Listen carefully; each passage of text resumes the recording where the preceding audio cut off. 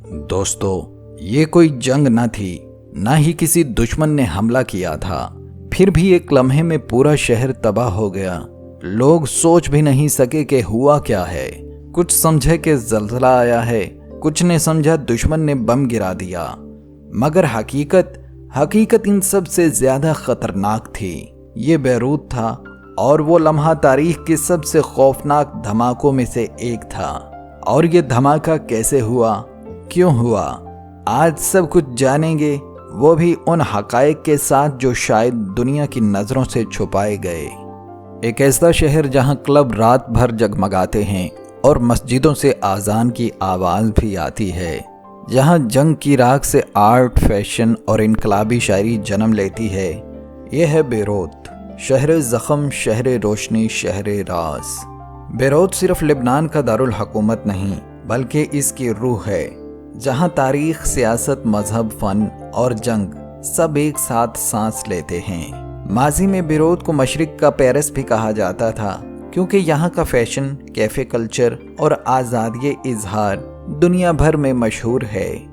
Beirut की रातें बहुत मशहूर हैं। यहाँ एक तरफ साहिल समंदर पर खामोशी, तो दूसरी तरफ बार्स, म्यूजिक और रक्स का शोर। 4 अगस्त 2020 बेरूत शहर अपनी आम जिंदगी गुजार रहा था। सूरज अपने जोबन पर था और समंदर के किनारे खड़े बेरूत पोर्ट पर मामूल की मसरूफियत जारी थी। किसी को क्या खबर थी कि सिर्फ चंद लम्हों बाद ये शहर दुनिया के सबसे बड़े नॉन न्यूक्लियर धमाके की लपेट में आ जाएगा।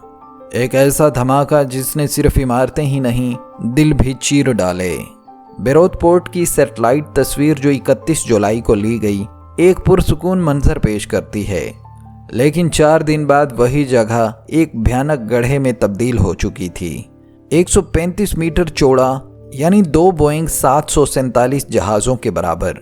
वो हैंगर जो कभी सामान से भरे रहते थे, अब मलबे के ढेर बन चुके थे।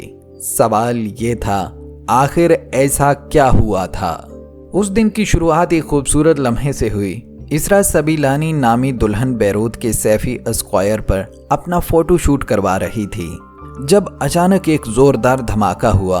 लम्हों में शोर, धुआं और तबाही ने पूरे शहर को अपनी लपेट में ले लिया।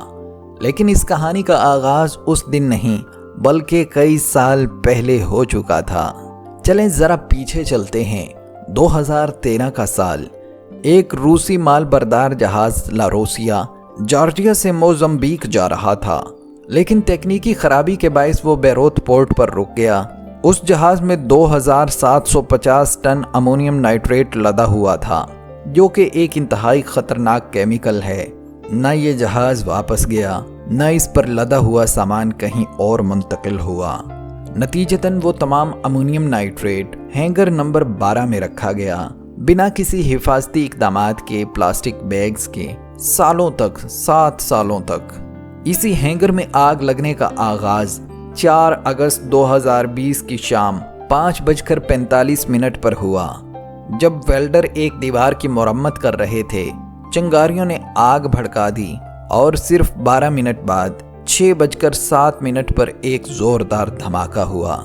पहला धमाका जो 1500 किलो TNT के बराबर था। लोग अभी भी संभले न थे कि 30 सेकंड बाद दूसरा धमाका हुआ और ये कयामत थी। इस धमाके की शिद्दत ने पूरे बेरूत को हिलाकर रख दिया। आग का गोला, सफेद डोम और सुर्ख धुएं के बादल, हर मंजर खौफ की एक नई जहत पेश कर रहा था। शॉक वेव इतनी ताकतवर थी कि आवाज की रफ्तार से भी तेज फैली। यहाँ तक कि 200 किलोमीटर दूर साइप्रस में भी जलजले जैसे झटके महसूस किए गए और लोग घरों से बाहर निकल आए। धमाके की शिद्दत का अंदाजा इस बात से लगाया जा सकता है कि शॉक वेव ने बेरूत एयरपोर्ट के शीशे भी तबाह कर दिए और करीबी घरों के सरिये लेंटर से बाहर निकल आए।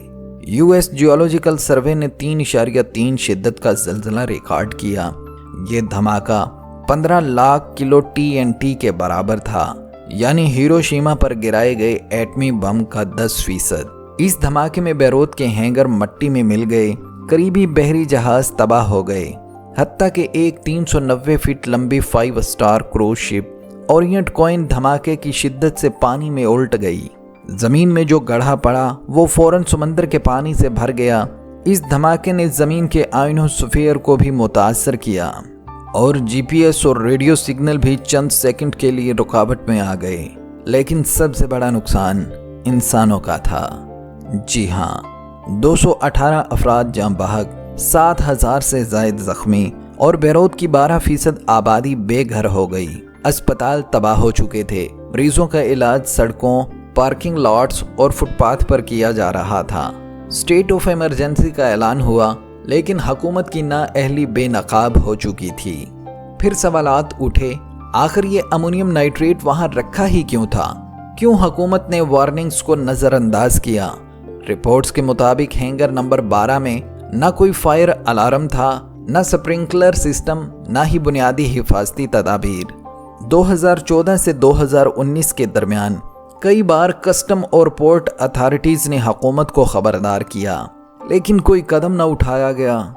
یہ دھماکہ دراصل برسوں کی لاپرواہی کا نتیجہ تھا، اور آج 2025 میں 5 سال گزرنے کے باوجود مجرموں کو سزا نہ ملی، نہ ٹرائل مکمل ہوا۔ عدلیہ پر سیاسی دباؤ، وزراء کو حاصل قانونی تحفظ اور ججز کی معطلیاں، سب نے انصاف کی راہ روک دی۔ جج فادی سوان کو اس لیے ہٹا دیا گیا کہ انہوں نے وزراء کو چارج کیا، اور جب جج طارق بطر نے کیس دوبارہ کھولا تو حزب اللہ اور دیگر سیاسی جماعتیں اس کے خلاف کھڑی ہو گئیں۔ آخرکار 2025 میں لبنانی وزیر اعظم نواف سلام کے اقتدار میں آنے اور اسرائیل حزب اللہ کشیدگی کے بعد کیس دوبارہ کھلا۔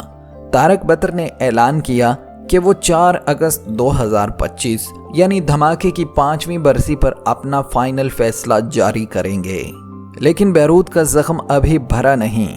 دھماکے کی جگہ پر آج بھی ایک مجسمہ کھڑا ہے، ایک عورت جو تلوار تھامے ان 218 شہداء کی یاد میں ایستادہ ہے۔ اس کے قدموں کے نیچے ایک گھڑی ہے جو آج بھی 6:08 پر رکی ہوئی ہے، اس لمحے پر جب وقت تھم گیا تھا۔ دوستو، یہ کہانی صرف بیروت کی نہیں، یہ کہانی بد انتظامی، ناانصافی اور انسانی جانوں کی ہے، اور انسانی جانوں کی بے قدری کی ہے۔